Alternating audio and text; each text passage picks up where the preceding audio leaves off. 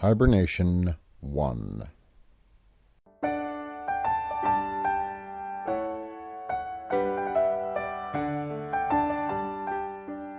Grizzly's Growls presents Stories of the Hiber-Nation. The following stories are either from the public domain or read by permission of the author, who retains all rights. In either case, I'm reading these stories because I like to read stories. And, well, that's it. I hope you enjoy listening. Pull up a chair.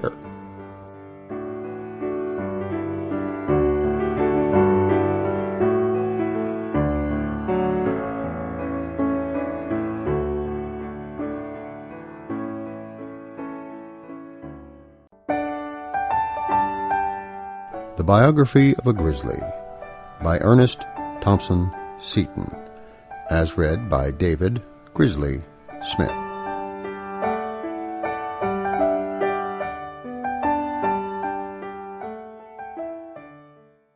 Preface from the 1927 edition. This book is dedicated to the memory of days spent in Wind River Mountains and on the Gray Bowl, where, from hunter, miner, and personal experience, I gathered many chapters of the history of Wab. Nearly half a century has gone since I lived among these scenes and made my observations on the grand old bear of the mountains. Many new conditions have in that time developed, have changed the course of history, but the biggest, saddest change of all is that the grizzly bear, the most magnificent, dignified, and powerful beast of the wild, heroic West, is gone. Now, there may be a few individuals about Yellowstone Park or other great havens, but the grizzly bear, as the wide, wandering monarch of the hills, has gone the way of the dodo. It is just possible that in this last and latest time a newborn, strong, and growing sentiment will come to the rescue, will prompt us to seek out and preserve the last remnant, just as long-belated appreciation came at the final stance to save for later generations the great sequoia tree, when man's blind avarice had all but wiped it out. Good men are now at work with better thoughts and reverence for the masterpieces, the giants of creation's world. It may be that this newer thought may come in force and save the grand old bear, while yet it curbs his power for harm. This is my hope and prayer. This is the sentiment, unwritten but expressed, in my story of the grizzly. Part 1. The Cubhood of Wab. Number 1.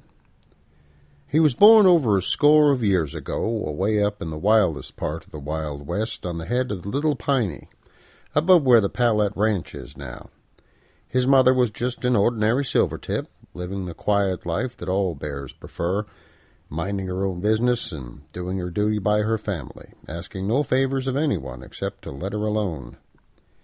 It was July before she took her remarkable family down the Little Piney to the Gray Bowl, and showed them what strawberries were and where to find them. Notwithstanding their mother's deep conviction, the cubs were not remarkably big or bright. Yet they were a remarkable family, for there were 4 of them, and it is not often a grizzly mother can boast of more than 2. The woolly-coated little creatures were having a fine time, and reveled in the lovely mountain summer and the abundance of good things. Their mother turned over each log and flat stone they came to, and the moment it was lifted, they all rushed under it like a lot of little pigs to lick up the ants and grubs there hidden. Never once occurred to them that Mammy's strength might fail some time and let that great rock drop just as they got under it, nor would anyone have thought so that might have chanced to see that huge arm and that shoulder sliding about under the great yellow robe she wore. No, that arm would never fail. The little ones were quite right. So they hustled and tumbled one another at each fresh log in their haste to be first, and squealed little squeals and growled little growls, as if each was a pig, a pup, and a kitten all rolled into one. They were well acquainted with the common little brown ants that harbor under logs in the uplands, but now they came for the first time on one of the hills of the great, fat, luscious wood ant, and they all crowded round to lick up those that ran out. But they soon found that they were licking up more cactus prickles and sand than ants, till the mother said in Grizzly, "Let me show you how." Well, she knocked off the top of the hill and laid her great paw flat on it for a few moments, and as the angry ants swarmed onto it, she licked them up with one lick and got a good rich mouthful to crunch without a grain of sand or a cactus stinger in it. The cubs soon learned.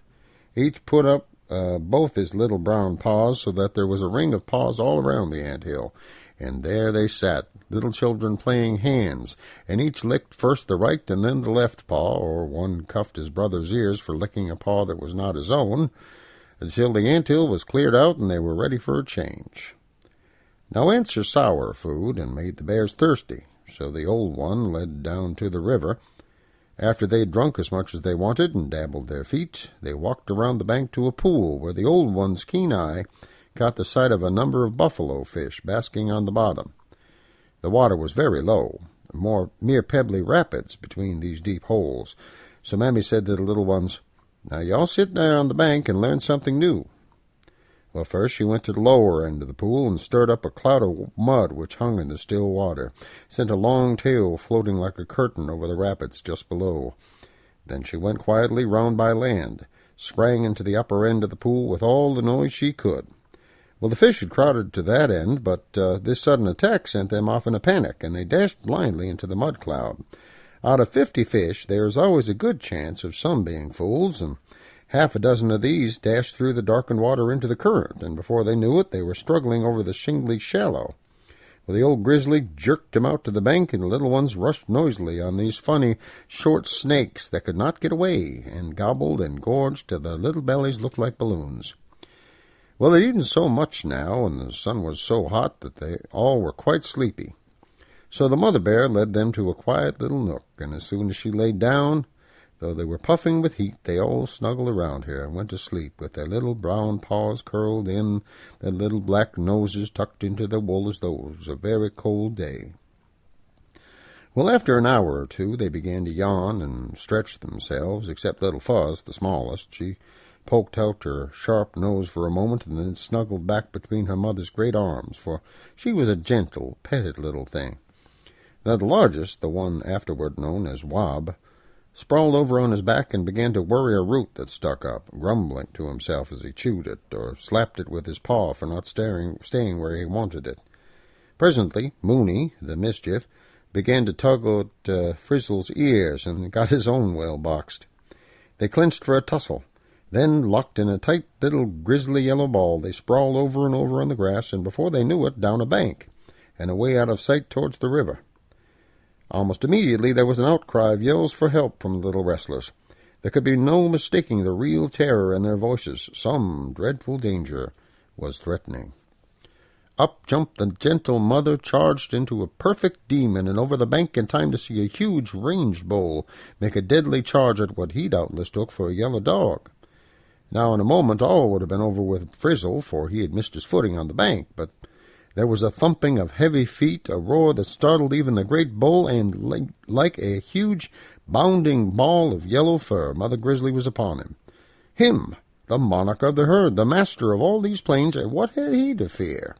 He bellowed his deep war cry and charged to pin the old one to the bank, but as he bent to tear her with his shining horns, she dealt him a stunning blow, and before he could recover, she was on his shoulders, raking the flesh from his ribs with sweep after sweep of her terrific claws. Well, the bull roared with rage and plunged and reared, dragging Mother Grizzly with him.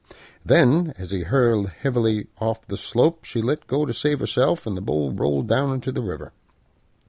Now, this was a lucky thing for him, for the grizzly did not want to follow him there. So he waded out on the other side, and bellowing with fury and pain, slunk off to join the herd to which he belonged.